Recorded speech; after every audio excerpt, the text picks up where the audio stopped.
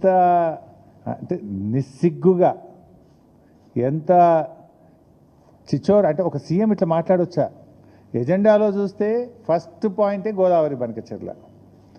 ఆంధ్రప్రదేశ్ మంత్రి రమానాయుడు గారు బయటకు వచ్చి గోదావరి బనకచెర్ల మీద కమిటీ వేశారు, సోమవారం కల్లా కమిటీ ఏర్పడుతుంది, నెల రోజుల్లోగా కమిటీ రిపోర్ట్ ఇస్తుంది అని ఆంధ్రప్రదేశ్ మంత్రి కుండబద్దలు కొట్టినట్టు ఉన్నట్టు చెప్పే రేవంత్ రెడ్డి దాని చర్చే జరగలేదు. చర్చ జరిగితే కదా మేము ఆపమనేది అంటాడు.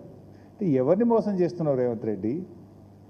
నిన్ను ఈ రాష్ట్ర ప్రయోజనాలు కాపాడడానికి ప్రజల్ని నెన్నుకున్నారు.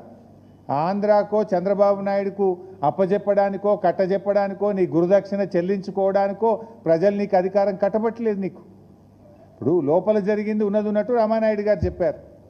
రేవంత్ రెడ్డి దాచాలను చూసిండు. దాచాలను చూసినా నిజం నిప్పు లాంటిది.